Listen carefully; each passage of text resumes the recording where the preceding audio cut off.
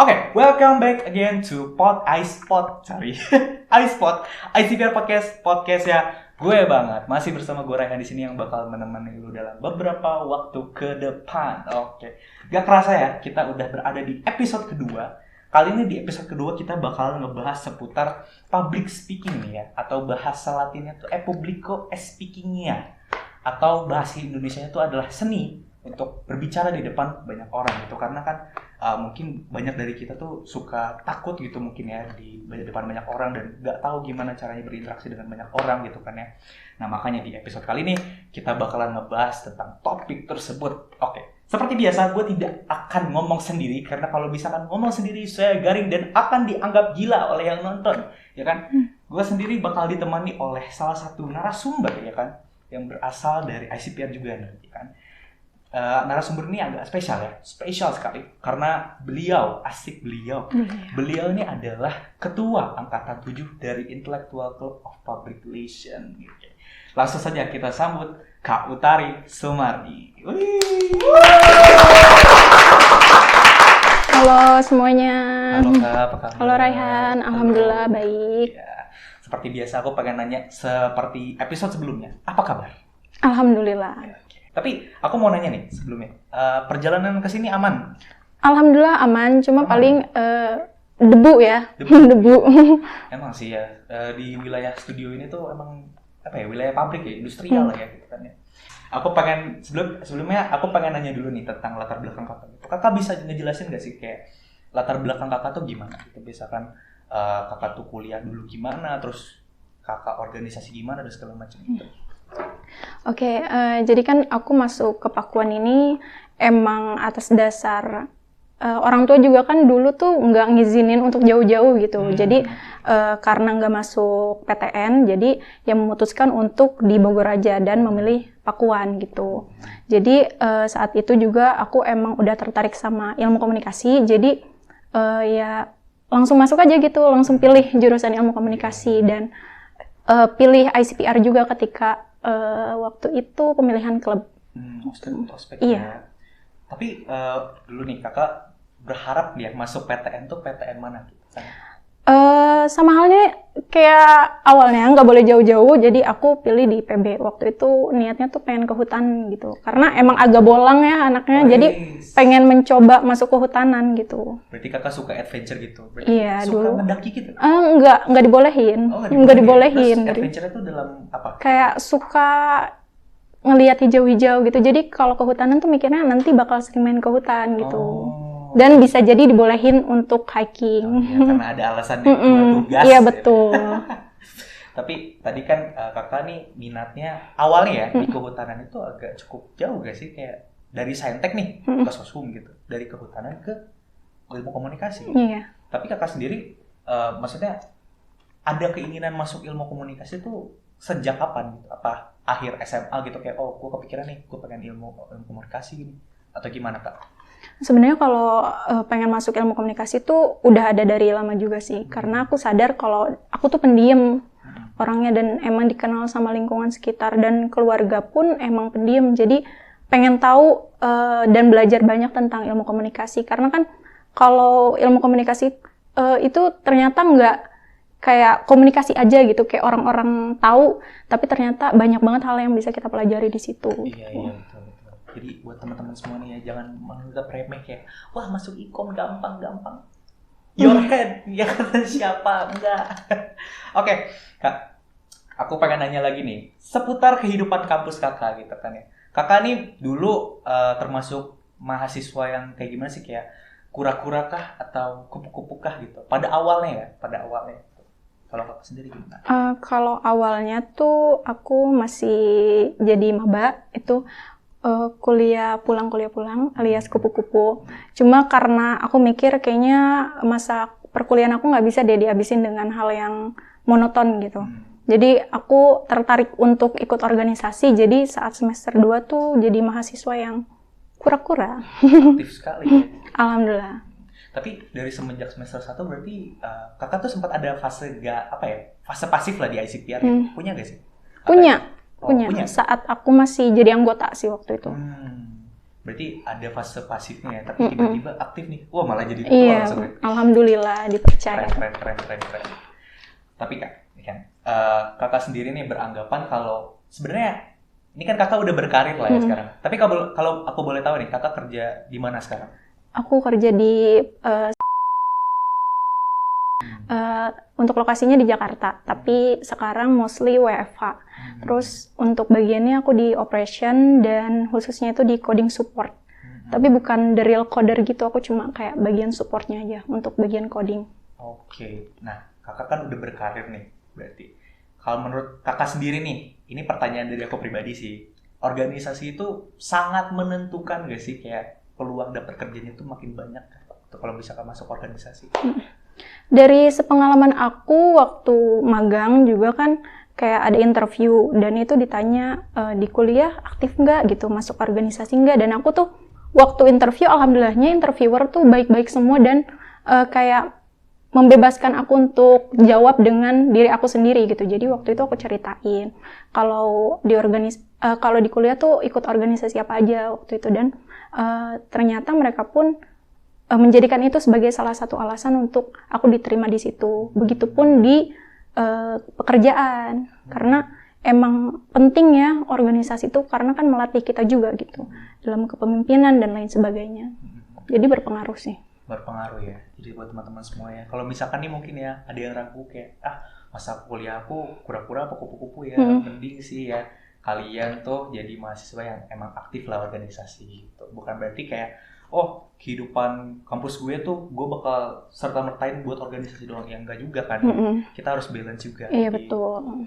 Oke Kak, next aku pengen bahas tentang hobi. Tadi kan hobi Kakak sempat di-mention tentang alam gitu. Kakak punya hobi lain gak sih selain itu? Sebenarnya kalau hobi itu aku dari kecil tuh suka nulis, terus juga suka fotografi. Kalau buat nulis tuh aku emang dulu juga sempat kayak punya blog, terus aku kayak nulis cerita, dan sekarang juga punya podcast.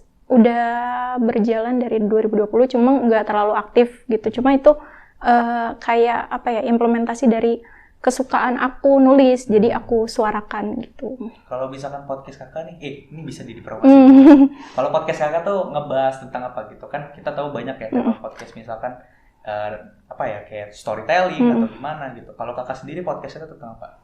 Kalau aku tentang apa aja sih, jadi ngebahas kayak cerita-cerita aja gitu, tentang sedih, seneng, terus juga lika-liku tentang kehidupan apapun, lebih ke pengalaman, karena kan itu lebih enak juga dan lebih gampang gitu kan buat kita ceritain ke mereka gitu sih. Jadi kayak sharing pengalaman. Iya, betul. Podcast, gitu. Kalau boleh tahu nih, podcastnya namanya apa? Podcastnya namanya Kata Tari. Bisa kalian dengerin di Spotify ataupun bisa didengerin di beberapa platform lainnya. Boleh ya teman-teman untuk cek podcast Kak Utari ya kan. Oke Kak, tadi aku bahas tentang hobi. Sekarang aku pengen bahas tentang cita-cita ya kan. Karena kita tahu ya semua orang tuh pasti punya cita-cita pada awalnya. Walaupun kadang ada beberapa orang yang makin dewasanya dia malah makin realistis. Iya, kan? betul. Kayak misalkan dulu masih kecil pengen banget, aku pengen jadi dokter gitu, atau aku pengen jadi tentara, tapi seiring berjalannya waktu tertampar realita. Betul. Tapi kalau Kakak sendiri nih, dulu punya cita-cita apa sih? Kalau cita-cita itu dari kecil aku pengen banget jadi pengusaha sukses. Dan dulu kan kayak kecil tuh kita sering banget ngisi biodata gitu kan, tukeran sama temen. Dan di bagian cita-cita selalu aku isi pengusaha sukses. Karena emang pengen banget gitu jadi pengusaha sukses. Dan kayak selalu penasaran kok bisa ya orang bangun usaha dan gimana cara orang itu tuh bisa mempertahankan usahanya. Padahal ya masih dibilang itu masih kecil tapi punya pikiran kayak gitu. Iya, benar unik sih. Sama kayak bintang tamu sebelumnya ya kan, dia bercita-cita ingin menjadi motivator ya kan. Itu cukup unik ya, cukup unik bintang tamu yang datang ke sini. Kemarin ada yang pengen jadi motivator, sekarang ada yang pengen jadi pengusaha sukses gitu. Tapi Kakak sendiri tuh maksudnya kayak kok kepikiran sih pada saat itu ya, pada saat itu kepikiran jadi pengusaha, kayak itu sebuah hal yang outstanding gitu ya, bisa dibilang dibandingkan dengan mungkin teman-teman Kakak gitu yang pengen jadi dokter atau tentara gitu. Kalau itu tuh influence dari mana sih Kak? Aku juga bingung gitu ya kalau misalnya ditanya. Dulu bahkan sampai pas lulus kuliah pun aku malah jadi bingung kayak nanti mau jadi apa ya. Kepikirannya tuh emang dari kecil pengen jadi pengusaha aja. Karena menurut aku tuh kayak lebih bisa mengeksplor imajinasi aku juga, terus juga bisa lebih bebas aja gitu rasanya. Cuma kan dengan realita yang ada kan agak susah ya. Dan karena pengen jadi pengusaha sukses itu, aku juga pernah bercita-cita jadi motivator. Karena aku tuh kayak tertarik buat cari tahu gimana caranya jadi pengusaha, dan jadi sering juga ngedengerin motivasi-motivasi, dan salah satunya juga dari Mario Teguh. Pas banget. Iya, sama aku juga ngedenger sih kayak cerita Kak Cahyo yang suka dengerin Mario Teguh, karena emang kan masanya kita ya waktu itu kan lagi Pak Mario Teguh gitu. Dan aku tuh kayak merasa kok keren banget ya bisa didengerin gitu. Apa yang disampaikan tuh bisa melekat ke audiens gitu, ke orang yang ngedengerin. Jadi kayak oh menarik ya gitu. Jadi aku pengen deh jadi motivator gitu. Bener-bener unik sekali. Kakak tuh dulu nontonnya Mario Teguh ya? Ya nggak sesering itu sih, cuma ya. Ya. Tapi ya bener sih, cukup unik ya. Kalau kakak sendiri nih, itu tadi pengen jadi pengusaha tuh cita-citanya di range umur berapa? Kayak misalkan 10 tahun kah atau berapa tahun kah gitu?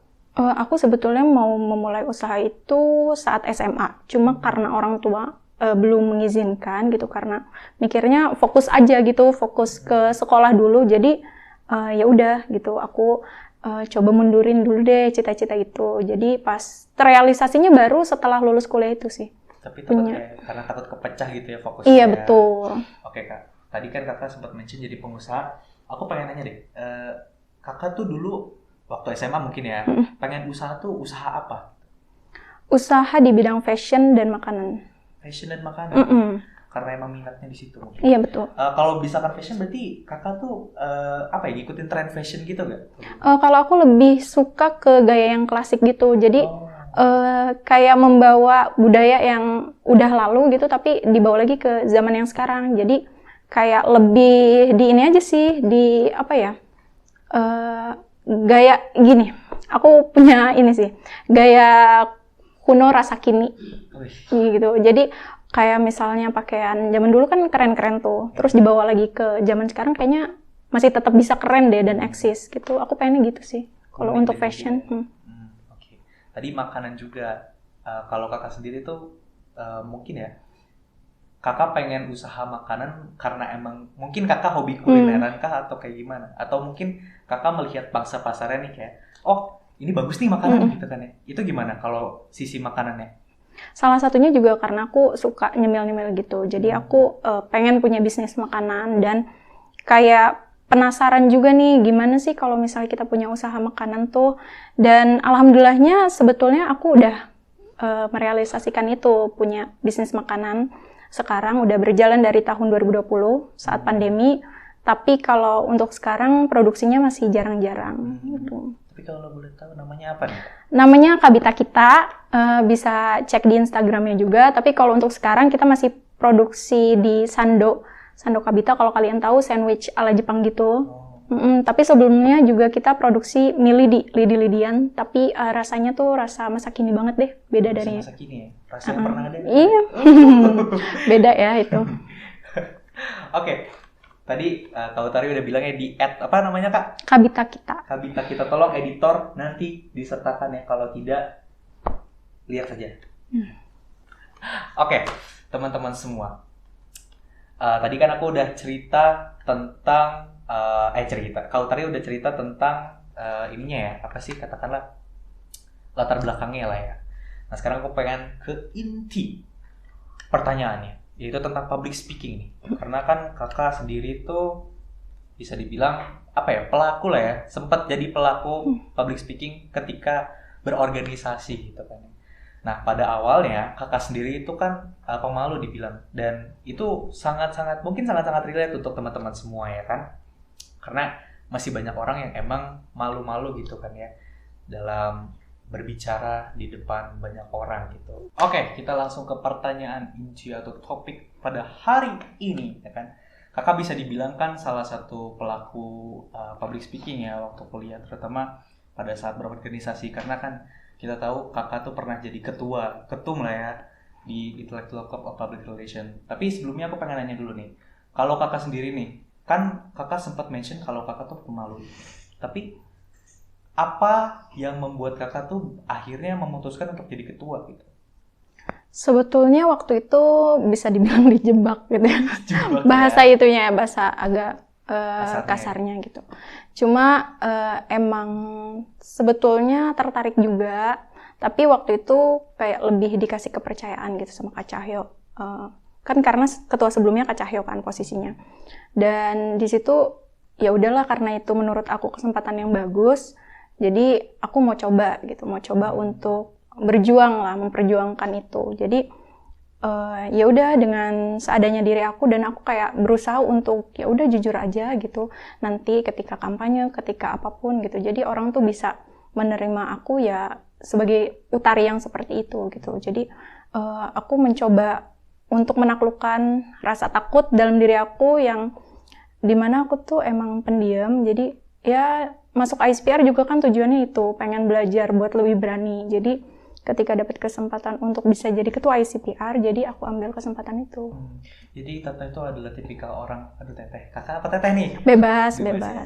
Kakak ini apa ya, salah satu tipikal orang yang take a chance lah ya. Kalau misalkan ada kesempatan nih, langsung ambil gitu. Tapi kakak sendiri tuh awalnya ya, di ICPR kan kita tahu ya, banyak banget wadah yang mereka kasih untuk kita belajar gitu. Kalau kakak sendiri nih, benar-benar belajar public speaking tuh di ICPR tuh karena apa? Misalkan kakak masuk divisi ini nih harus banyak ngomong gitu, atau kakak pernah jadi MC ketika di ICPR, itu gimana kak? Sebetulnya kalau public speaking sendiri, aku tuh kayak udah belajar dari kecil. Mencoba untuk bisa memberanikan diri tampil di depan orang. Kayak semisal ikut pidato waktu itu, dan sempat ada cerita juga waktu SD tuh aku ditunjuk jadi yang mewakili sekolah untuk lomba puisi, ditunjuk sama guru, dan aku coba untuk ya udah ikutan gitu kan, karena udah ditunjuk juga sama guru gitu, dan posisinya juga masih SD gitu, jadi ya udah nurut aja. Dan waktu itu puisi pertama yang aku bikin sendiri juga, alhamdulillah gitu. Jadi aku presentasikan gitu di depan, aku tampilin, dan ngelihat respon dari orang tuh tepuk tangan terus seneng. Jadi kayak gini ya rasanya tampil di depan banyak orang gitu, dan mereka tuh suka sama apa yang kita tampilkan. Terus kalau untuk belajar tentang public speakingnya itu sendiri yang betul-betul mendalam tuh setelah aku masuk jurusan ilmu komunikasi dan juga tentunya masuk ICPR ini, karena banyak banget hal yang baru gitu, yang baru aku pelajari di sini dan aku dapatkan. Bahkan kalau di ICPR tuh nggak bisa disebutin lah, karena banyak banget gitu ada pembelajaran dan juga pengalaman yang aku dapetin, entah itu dari jajaran generasi ICPR, terus juga dari eventsnya, terus dari pengisi materi di ICPR dan lain sebagainya. Pokoknya kayak benar-benar melatih aku untuk lebih berani dan juga membuat aku lebih senang untuk bisa belajar public speaking. Oke, jadi banyak banget faktornya ya. Ya betul. Tadi disebutin kayak emang dari dulu tuh udah seneng gitu kan ya tentang public speaking ini. Berarti kakak nih bisa dibilang apa ya, orang yang apa ya, aktif gitu ya dalam ikut lomba-lomba gitu ya? Amin, alhamdulillah. Alhamdulillah ya. Terakhir ikut lomba apa kak? Udah lupa ya, tapi kayaknya pernah ikut lomba puisi, tapi online gitu, di Kreatori kalau nggak salah. Lomba puisi. Puisi. Tadi sempat kakak mention nih kayak pidato apa puisi tadi yang pidato pernah, puisi yang puisi, lomba itu. Kalau boleh tahu nih judul puisinya nih apa? Karena waktu itu bulan Ramadan, jadi tentang tema Ramadan gitu. Cuma aku udah lupa sih judulnya tuh apa, karena udah lama banget juga kan. Udah lama banget ya. Oke. Kakak bisa dibilang orang-orang yang sering ikut lomba gitu kan ya. Oh iya, aku juga pengen nanya nih, ini personal aja sih. Kalau lomba-lomba gitu sendiri juga berpengaruh gak sih kayak di dalam dunia pekerjaan gitu? Apa cuman semata-mata tuh cuman ya udah gitu, kayak formalitas doang gitu ditanya-tanya?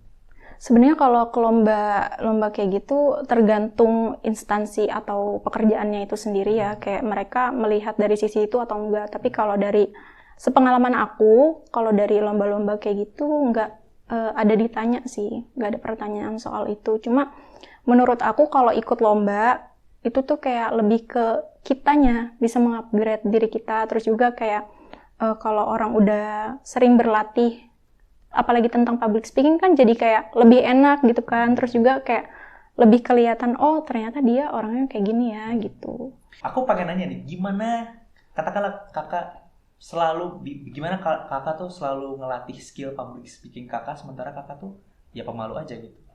Sebenarnya kan kalau misalnya dari yang aku pelajari ya, yang aku tahu tuh orang bisa public speaking itu kan ada dua. Yang pertama itu karena bakat dan juga karena minat. Nah, kalau misalnya kita ngelihat nih, ada orang nih yang kayaknya tuh udah dari kecil dia tuh punya bakat dan potensi gitu, bisa ngomong di depan umum. Dan itu tuh kan bisa jadi karena emang didikan dari orang tuanya yang melatih dia supaya lebih percaya diri di depan umum gitu. Sedangkan ada juga kayak kita yang mungkin dari kecil juga kita sadar kalau diri kita tuh pemalu, tapi kita juga pengen tampil di depan banyak orang, tapi kita bingung caranya gimana gitu kan. Akhirnya kita coba cari cara dan ternyata ya cara yang paling baik itu banyak latihan. Dan aku sendiri tipe yang banyak latihan itu dan kayak mencoba aja gitu, mencoba untuk ambil kesempatan yang datang ke aku dan kayak urusan ada salah gitu kan pasti kayak hal yang wajar gitu kan, karena misalnya kita public speaking itu tampil di depan banyak orang, nggak apa ya, belum tentu kita tuh langsung bagus. Sekali tampil tuh kita belum tentu langsung bagus dan kayak ya udah coba dulu aja kesempatan yang datang ke kalian. Kalau salah itu pasti hal yang wajar dan pasti orang juga memaklumi itu, karena aku juga selalu percaya dengan kalimat making mistakes is a part of the process, so it's okay. Asik. Tapi aku setuju banget nih dengan kata-kata kakak barusan ya. Kayak misalkan ya lu tuh ngapain takut gitu untuk hasil yang pertama udah pasti kan ya jelek gitu ya istilahnya. Tapi kan dari kejelekan itu kita belajar gitu. Betul. Gimana caranya makin bagus di tahap-tahap berikutnya gitu. Nah, kakak sendiri nih kalau di public speaking nih ya, kakak tuh punya apa ya, bisa dibilang struggle gak sih dalam mengembangkan skill public speaking kakak? Misalkan nih ada teman kakak yang katakanlah gak suka dengan apa pengembangan skill kakak, terus dia apa katakanlah ngedisrupsiin lah ya, disrupsi kakak gitu. Kalau kakak sendiri punya kayak faktor-faktor penghambat gitu gak? Kalau struggle tuh pasti selalu ada ya. Terus untuk aku pribadi karena aku yang itu tadi pendiam dari kecil dan dari keluarga juga orang sekitar kenal akunya tuh sebagai orang yang pendiam, karena aku tuh ngerasa kayak malu untuk kelihatan sama orang dan kayak nggak terlalu suka untuk diliatin gitu. Bahkan sampai detik ini pun aku kayak merasa malu tuh masih ada gitu. Dan bahkan sekarang juga nih video ini kan pasti nanti akan ditonton atau didengerin sama lebih banyak orang lagi, dan aku kayak takut ngerasa aneh kah atau ngaco ngomongnya, kayak masih ada perasaan itu gitu dari diri aku. Cuma dari lika-liku itu ya aku terus belajar untuk bisa menaklukkan rasa takutnya dan memberanikan diri untuk bisa tampil. Oke, berarti intinya adalah penaklukkan rasa takut gitu Ya, ya. betul. Karena ya apa ya, penghalang diri kita tuh ya adalah Diri kita sendiri, ya betul. kan? Kalau misalkan ya takut-takut dulu ya kapan Anda mulainya? Ya betul, Betul coba sekali. aja gitu. Coba aja dulu kan, kalau kata apa tagline Nike itu apa? Just do it ya. Just do it. Terus Nike apa Inggris ya? iya, just do it itu Nike. Nike. Dan juga kan ada kalimat kayak because you are the only person you can rely on. Jadi kayak emang cuma diri kita yang bisa mengandalkan diri kita sendiri gitu. Jadi ya udah ketika ada kesempatan yang datang, coba dulu aja. Betul. Benar sih. Jadi teman-teman nih, buat teman-teman yang mungkin nih baru mau kuliah atau apa katakanlah ya, masih maba lah ya gitu kan ya. Kalian tuh jangan terlalu berharap dengan orang banyak gitu kan ya. Berharaplah kepada diri kalian sendiri gitu. Gimana cara kalian tuh buat tidak hanya survive di dunia kampus, tapi juga bisa meningkatkan skill. Betul. Ya kan? Oke Kak, tadi aku udah nanya tentang public speaking dan juga mungkin struggle kakak gitu ya. Tapi kalau kakak sendiri nih punya apa sih ya, katakanlah support gitu loh. Support dalam tanda kutip tuh yang ngebuat kakak tuh makin pede dalam membangun skill percaya diri. Membangun skill public speaking kakak lah ya. Ada gak sih kayak semacam support gitu yang membuat kakak semangat gitu? Alhamdulillah kalau untuk support itu dari keluarga juga dari orang tua ya, khususnya itu selalu support anak-anaknya selama itu baik buat anaknya dan positif. Jadi mereka terus support anak-anaknya. Jadi aku juga kayak semakin mendapatkan kepercayaan diri aku gitu kalau disupport sama orang tua kan. Dan tapi support system pertama kita adalah diri kita sendiri kan, balik lagi. Jadi ya itu dia, kayak kita balik lagi ke diri kita, coba take your time buat kenalan sama diri sendiri, terus kayak pahami apa yang membuat kalian nyaman untuk bisa ngomong di depan umum. Dan ketika kalian punya support system yang baik, itu akan sangat bagus gitu untuk pengembangan diri kalian ke depannya juga. Oke. Berarti, tapi ini ya, mungkin aku juga nambahin dikit ya. Kayak mungkin teman-teman semua nih ngira support system tuh hanya keluarga gitu kan. Tapi enggak loh teman-teman. Mungkin teman-teman bisa punya sahabat gitu Iya, ya. betul. Atau punya, katakanlah geng ya. Geng lah kata anak sekarang. Yang emang punya andil dalam mensupport teman-teman. Atau mungkin pasangan gitu kan ya. Itu juga termasuk support system gitu. Kalau misalkan teman-teman enggak katakanlah gak punya yang ini, pasti punya yang lain gitu. Iya, betul. Gak mungkin karena manusia tuh pasti punyalah satu hal yang membuat dia tuh makin maju gitu Iya, kan, ya. Semangat terus gitu kan ya, semangat ya. Oke. Tadi aku pengen callback lagi seputar cita-cita kakak nih ya, tentang motivator, terus juga pengusaha muda ya, pengusaha muda yang berjaya. Amin ya Allah, amin. Kalau kakak sendiri tuh punya gak sih kayak struggle dalam katakanlah menggapai cita-cita kakak pada saat itu? Punya banget. Punya banget. Apalagi kan kita tahu ngebangun usaha itu kan nggak mudah ya, nggak gampang. Dan saat itu pun aku tahun 2020 tuh memberanikan diri karena pada saat itu kan pandemi dan aku juga lulus kuliah di tahun itu. Jadi aku mikir nih, aku gimana caranya bisa menghasilkan uang, karena emang kan udah lulus kuliah ya, kita tujuannya untuk kerja gitu, bisa menghasilkan uang. Jadi aku mikir gimana ya caranya, dan akhirnya aku memutuskan dan memberanikan diri untuk bisa bangun usaha, walaupun emang kecil-kecilan dan ya udah dengan modal seadanya waktu itu. Jadinya aku coba, dan struggle-nya tuh yang pertama pasti saat itu kan susah ya, masa pandemi, dan orang-orang juga banyak yang kesulitan di finansial, terus juga kayak akses kita untuk bisa menyebarkan produk kita tuh lumayan susah juga gitu, jadi serba online waktu itu. Dan kalau misalnya dari orang-orang sekitar mungkin lebih ke mungkin lebih ke pemikiran kalau jadi pengusaha itu kan bisa dibilang jualan gitu ya, pedagang gitu.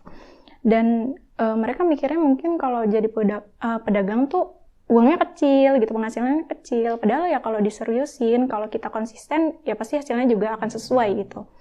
Cuma ya dari pemikiran yang seperti itulah sempat bikin aku down, tapi bikin aku semangat juga gitu, kayak nggak bisa. Aku itu lagi gitu, aku digituin lagi gitu sama orang. Jadi ya dari struggle itulah aku kayak mencoba lebih semangat lagi aja, walaupun emang berdamainya tuh agak susah gitu. Tapi ya benar sih, kayak berdamai dengan keadaan dan juga masa lalu tuh memang sulit. Iya, betul. Kalau kakak sendiri nih punya katakanlah ya tips lah ya untuk mungkin mempertahankan nih untuk teman-teman semua yang mungkin di sini ada yang pernah jadi MC dan juga emang berminat sekali gitu ya di dunia public speaking ini. Kakak punya tips gitu untuk mempertahankan skill tersebut gitu, karena kan kita tahu ya skill tuh kalau nggak diasah tuh makin tumpul. Iya, betul. Kalau untuk tips mungkin aku mau ceritain pengalaman aku juga ya. Jadi sebelumnya aku punya pengalaman tentang suatu kesempatan yang datang ke aku, cuma gak langsung aku ambil untuk diri aku sendiri. Waktu itu aku kasih kesempatan itu ke orang lain, karena aku dulu punya pikiran kayaknya ini gue kasih ke yang lain dulu deh. Karena aku juga mikir takutnya tuh aku terlalu egois gitu untuk ambil kesempatan itu. Padahal kesempatan itu tuh kayak punya peluang yang bagus banget buat kedepannya. Cuma ya aku pikir kayaknya jangan aku dulu gitu yang ambil. Cuma kayak sering kepikiran juga melewatkan kesempatan itu, karena bener yang aku pikirkan tentang kesempatan itu tuh emang bagus gitu. Peluangnya tuh yang datang tuh bagus banget ke depannya. Cuma aku pikir kayaknya kalau misalnya aku yang ambil kesempatan itu, belum tentu peluang yang datang ke aku pun akan sebagus itu. Jadi it's okay. Jadi aku mencoba untuk berdamai sama yang lalu, dan aku kayak jadi paham juga. Aku paham kalau misalnya segala sesuatu itu ya emang udah punya alurnya masing-masing, dan kayak emang udah rezeki orang lain aja. Jadi nggak apa-apa. Jadi buat teman-teman ini juga ya, jangan terlalu menyesal kayak itu kalau misalkan kalian tuh melewati katakanlah kesempatan gitu ya. Pasti semua orang tuh punya ya melewati kesempatan yang pernah lewat lah di dalam diri mereka gitu. Dan tentu kan karena itu pun ya kita belajar gitu kan. Kayak kenapa gue gak gini aja gitu loh. Nah tapi balik lagi Kak, terkadang kan ada beberapa orang yang emang takut banget lah ya, takut banget dalam mengambil kesempatan. Kakak punya tips and trick gak sih mungkin buat teman-teman semua nih? Iya, dari pengalaman aku yang tadi itu, aku cuma mau bilang ke kalian semua yang mungkin sekarang maaf, aku juga lagi terus belajar untuk bisa public speaking yang baik, karena kadang kan orang tuh kayak public figure, Isyana juga kan dia ngomongnya kadang suka balelo gitu ya, kemana aja gitu, pabelit lah ya bahasa Sundanya mah, pokoknya aku juga masih kayak gitu, aku masih suka salah-salah, jadi mohon maaf ya. Tapi kalau misalnya bisa aku kasih tips buat kalian semua sebagai pemula, kalian yang mau belajar public speaking, coba banyakin latihan aja. Kalau emang kalian memang minat di bidang itu, kalian banyak latihan kayak baca-baca, cari referensi, terus juga sering dengerin public speaker yang udah berpengalaman, karena itu ngaruh banget gitu buat kita. Dan kalau soal berlatih, kalau aku pribadi kayak sering ngobrol sendiri di depan cermin kayak yang Raihan bilang tadi, terus banyakin ngobrol juga sama orang, karena itu juga ngaruh. Terus yang tadi take your time buat kenalan sama diri sendiri dan cari tahu apa sih hal yang membuat kita nyaman dan ngerasa enak gitu ketika kita tampil di depan banyak orang. Dan tentunya juga setelah kita bisa kenal sama diri kita sendiri, kan kita bisa membangun citra diri atau personal branding kita kan, dan itu juga bisa ngebantu orang buat lebih gampang kenal sama kita. Dan kalau personal branding itu udah kebangun, kita juga jangan lupa untuk bisa manage habits kita. Jadi itu tuh sesuatu yang penting banget sih kalau habits buat aku. Jadi buat kalian pemula, apapun kesempatan yang datang ke kalian, selama itu baik dan positif, coba ambil aja, karena kita nggak tahu nih yang mana yang bakal jadi peluang kita untuk kedepannya. Coba aja. Betul sekali ya kan. Jadi buat teman-teman semua nih, jangan ragu ya kan kalau misalkan kesempatan itu datang, dan mungkin kesempatan itu tuh gak bakal datang untuk kedua kalinya gitu kan ya. Siapa tahu dengan teman-teman mengambil itu, teman-teman bisa mengimprove value yang ada di dalam diri teman-teman semua. Betul. Oke nih Kak, next aku mau bahas tentang eksistensi ya kan? Ini masih berhubungan dengan public speaking nih. Kalau kakak sendiri nih kan ya, terkadang tuh di katakanlah di depan banyak orang nih, kita lagi ngomong, itu kan kita terkadang ada pace malu atau gak canggungnya gitu kan ya, dan itu bikin orang tuh nggak santer ke kita. Kalau kakak sendiri nih punya siasat gak ketika emang berada di posisi itu gitu kan ya, kakak punya siasat gak buat kayak biar orang nih balik merhatiin lagi ke kita gitu, biar dengan omongan kita gitu. Kalau kakak sendiri gimana? Soal eksistensi ya. Kalau soal eksistensi, sebenarnya kan aku bukan orang yang betul-betul berkecimpung di dunia public speaking itu. Cuma kalau belajar dari pengalaman orang lain, eksistensi itu kan bisa terbangun karena dia punya personal branding yang bagus gitu. Dan gimana cara orang bisa kenal sama kita dengan diri kita sendiri. Kalau dari pengalaman aku pribadi, aku pernah kayak saat magang dan kerja itu tiba-tiba tuh kayak dipilih jadi MC. Padahal aku sebelumnya nggak pernah cerita, aku pernah punya pengalaman jadi MC atau aku pernah belajar public speaking gitu. Aku cuma kayak cerita pengalaman aku pas kuliah, ikut organisasi dan bla bla bla kayak gitu. Cuma nggak pernah kayak ngasih tahu aku pernah jadi MC gitu. Dan ada juga sewaktu-waktu kan kalau kita kerja tuh ada saatnya kita buat ngomong gitu. Dan itu tuh aku ditunjuk jadi salah satu perwakilan buat ngomong gitu, mewakili teman-teman. Jadi kayak orang tuh kenapa bisa fokus ke kita, kayak tahu nih misalnya Raihan nih punya potensi, dia bisa public speaking gitu.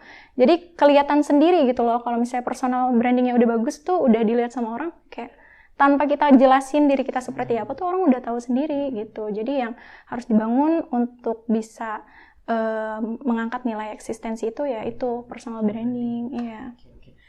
Berarti kita tuh butuh satu persona yang bisa menggambarkan diri kita di depan banyak orang gitu. Iya, betul. Jadi kalau misalkan kita gak punya, ya agak sulit ya. Kalau misalkan kayak misalkan nih ada beberapa orang yang gak terlalu kenal dengan kita, tapi masih kenal dengan personal branding kita gitu. Orang juga pasti notice kayak, wah si ini nih gitu kan ya. Kayak dia nge-MC gitu kan. Nah Kak, tadi bicara soal eksistensi nih. Kalau Kakak sendiri tuh pernah punya struggle gak sih soal katakanlah eksistensi gitu? Kalau untuk eksistensi dari pengalaman aku di SPR tuh sejauh ini aku selalu ngerasa teman-teman tuh selalu saling menghargai satu sama lain sih. Dan kayak dan aku kan kayak tadi yang aku bilang, aku nggak merasa bahwa aku eksis di dunia public speaking. Tapi kalau untuk di pertemanan gitu, di organisasi khususnya di ICPR itu kayak aku alhamdulillah karena semua lingkungannya baik-baik, jadi ngerasa kalau bisa menjaga keeksistensian itu, dan mereka pun selalu kayak menghargai gitu ketika semisal aku waktu itu kan pernah dipercaya sebagai ketua ICPR, dan mereka alhamdulillahnya kayak memberikan kepercayaan sepenuhnya ke aku, walaupun aku juga menyadari bahwa aku juga banyak kekurangan, banyak kesalahan, tapi karena kita juga punya kedekatan gitu, kita juga sering kayak membangun komunikasi yang baik, jadi ya alhamdulillah baik sih, bagus gitu ya. Nah kalau Kak sendiri nih, kalau kita balik lagi ya ngomongin karir nih, punya minat gak sih dalam dunia public speaking ini? Mungkin kedepannya Kakak berminat switch career lah katakanlah, jadi apa gitu misalkan. Kalau Kakak sendiri gimana? Kalau soal karir, aku tuh jujur kalau sekarang kayaknya efek pandemi juga deh, kayaknya nggak terlalu sepede dulu kalau ketemu orang gitu. Jadi kayak agak mengurangi interaksi sama orang juga. Dan kalau untuk pekerjaan di bagian public speaking gitu, kalau emang ada kesempatan pastikan mencoba gitu untuk ambil. Cuma ya kalau misalnya untuk inisiatif ngambil itu kayaknya belum gitu. Cuma kalau ada kesempatan ya insya Allah diambil gitu. Insya Allah ya.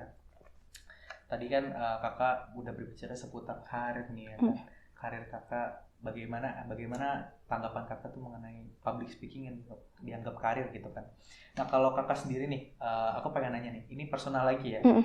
Kalau menurut Kakak sendiri nih, public speaking itu punya andil besar gak sih dalam katakanlah dalam karir Kakak gitu? Itu punya banget, karena yang itu tadi, kalau misalnya kita emang udah kelihatan gitu ya, kita punya potensi atau punya bakat di public speaking, itu tuh bakalan kelihatan sendiri tuh. Itu juga mungkin karena semisal kita ada kesempatan untuk ngomong nih, kayak di suatu forum, terus kita tuh ambil kesempatan itu untuk kita berbicara, dan dari situ itu tuh tanpa kita sadari kelihatan, ternyata orang tuh merhatiin, misalnya Raihan tuh ternyata bisa loh ngomong gitu, berkomunikasinya tuh bagus gitu, dia tuh bisa, semisal nanti kita ada acara dia aja deh yang jadi MC gitu.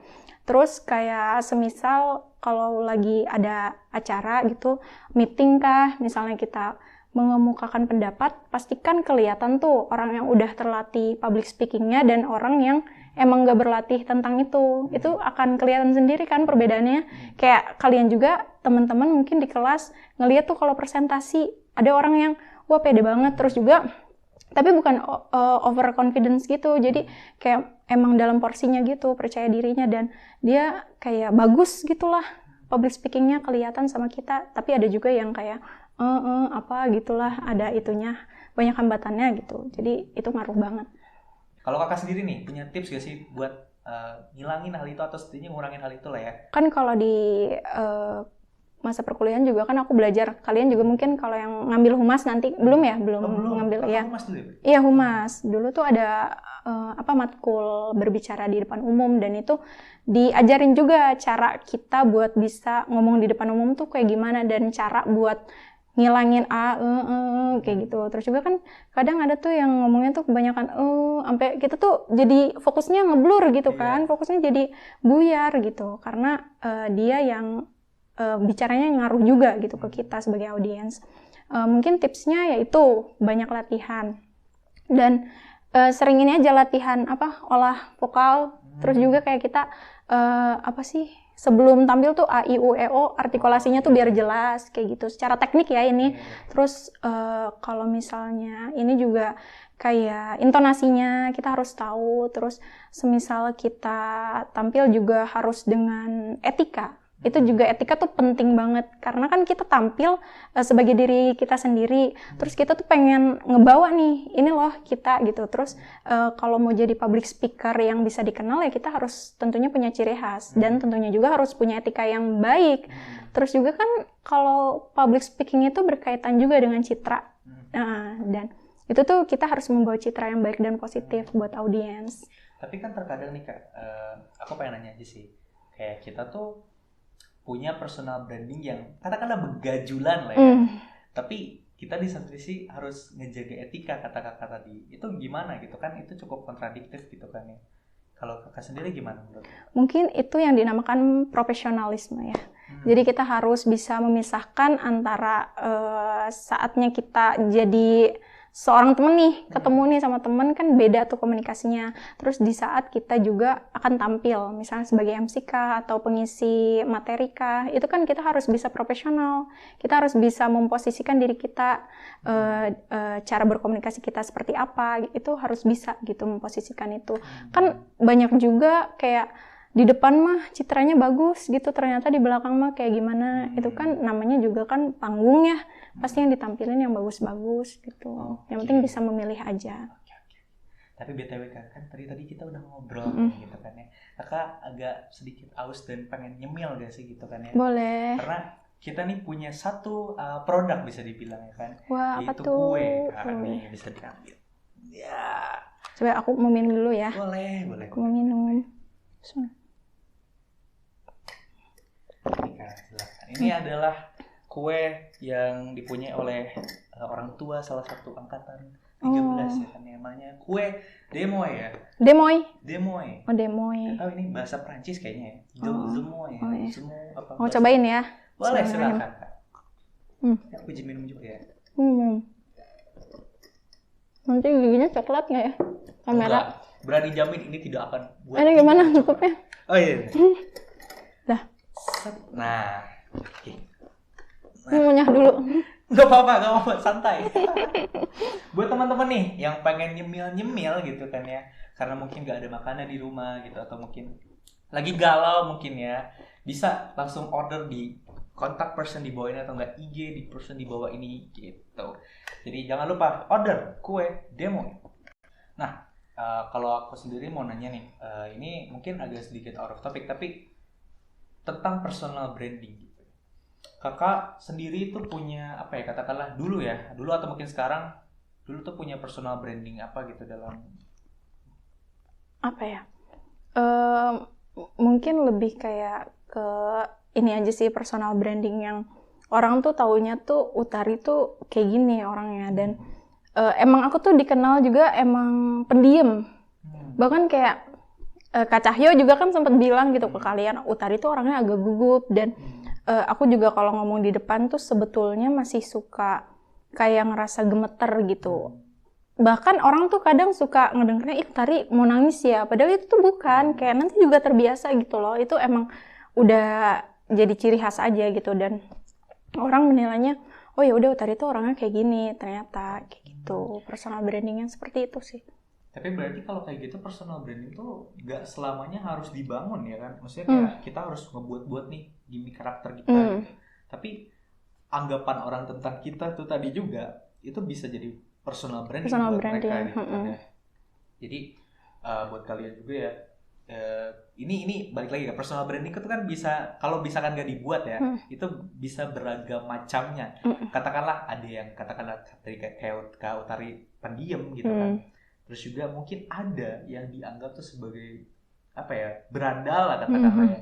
Jadi buat teman-teman juga ini bersinggungan dengan tadi etika ya kan. Kalau misalkan teman-teman bertemu dengan orang baru katakanlah ya, itu ya tolonglah dijaga etikanya, dan itu bersinggungan dengan personal branding tadi. Kan teman-teman semua kan nggak mau gitu dicap jelek lah ya di mata orang gitu. Tadi intinya pentingnya juga etika gitu dalam berbicara gitu kan. Nah, kalau dari aku sendiri, personal branding yang aku coba bangun tuh, kayak aku selalu berusaha kalau ketika tampil, itu menampilkan diri aku yang ya udah sebagai utari yang seperti itu. Dan yang terpenting tuh kita harus terus jujur gitu loh, selalu jujur ketika tampil, supaya orang tuh kayak melihat kita tuh apa adanya. Kayak, oh ternyata sosok Raihan tuh seperti ini loh, oh ternyata sosok utari tuh seperti ini loh, gitu. Yang penting kayak kita punya etika tersendiri gitu ketika tampil gitu. Yang terpenting juga harus terus membawa aura yang positif dan juga baik, karena kan kalau kita positif kita juga ngerasa enak gitu, mereka juga sama gitu. Jadi kayak ya itu personal branding yang coba aku bangun. Aura gitu kan ya. Jangan sampai kayak kalian tuh auranya lagi negatif ketika lagi ngambek segala macam, karena itu berpengaruh juga ya. Betul.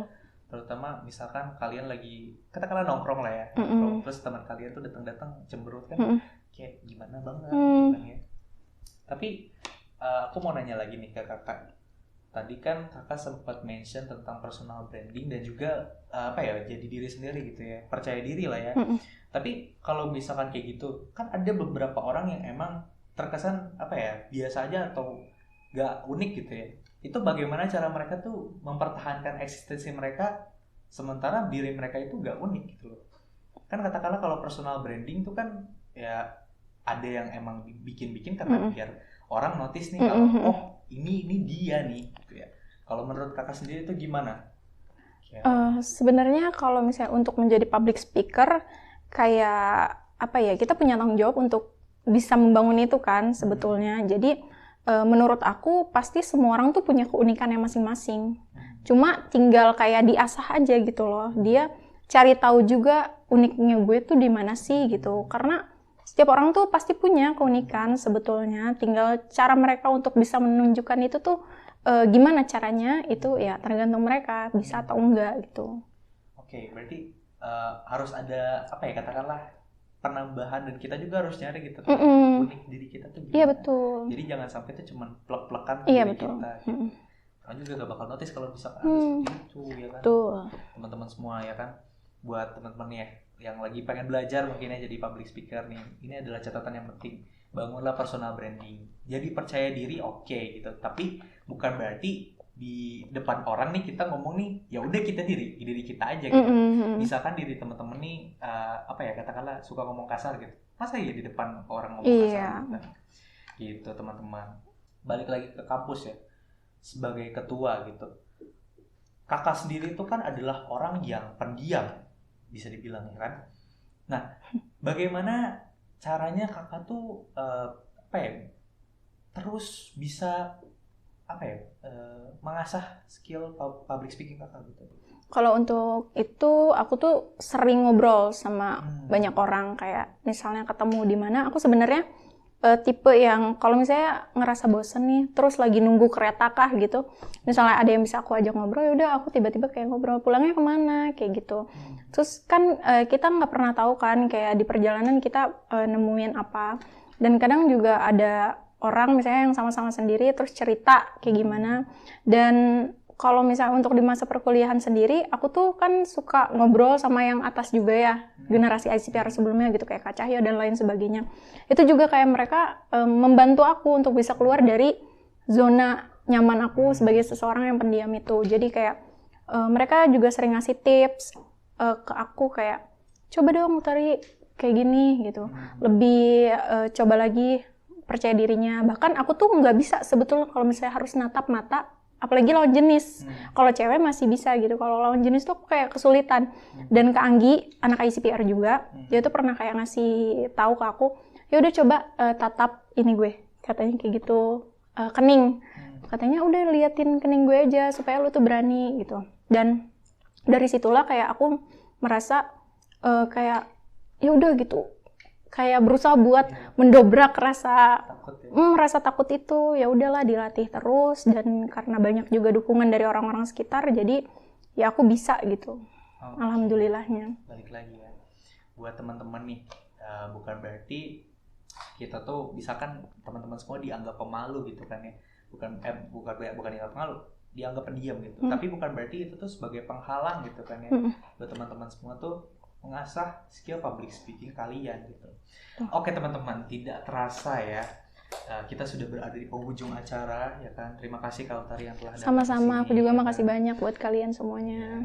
Maaf juga kalau misalkan pertanyaan aku emang ada beberapa yang mungkin menyinggung kakak. Enggak apa-apa, enggak kok, enggak ada. Oke, kita udah berada di penghujung acara ini dan aku pengen minta nih ke kakak, boleh sampaikan nggak satu quotes yang kakak pegang sampai sekarang gitu ya buat teman-teman semua yang lagi nonton. Oke, mungkin aku dari kalimat favorit aku, salah satunya dari buku 88 Love Life by Diana Rikasari. Perfection is impossible, but to keep making progress is possible. Yang dimana itu tuh jadi semakin membantu aku untuk bisa percaya bahwa aku tuh pasti bisa, dan segala apapun yang diperjuangkan sama kita sebagai manusia itu tuh pasti selalu akan ada hasilnya. Entah itu hasil yang kita inginkan atau sesuatu yang bahkan jauh lebih baik, kita nggak tahu gitu kan. Jadi yang terpenting kalau ada kesempatan itu kita harus coba untuk ambil, dan kita selalu percaya bahwa kita pasti bisa dan kita pantas untuk menampilkan siapa diri kita. Sekolah sekali. Oke teman-teman, tadi adalah quotes dari Kak Utari gitu kan ya. Gak kerasa ya kita udah berada di penghujung acara. Alhamdulillah. Aku juga pengen sounding lagi ke kalian nih teman-teman semua. Jangan lupa saksikan iSpot terus ya kan di episode selanjutnya. Tentu aja gak kalah seru dari episode kali ini gitu. Oke, kalau begitu aku Raihan dan Aku Utari. we're signing off and bye-bye. Bye-bye.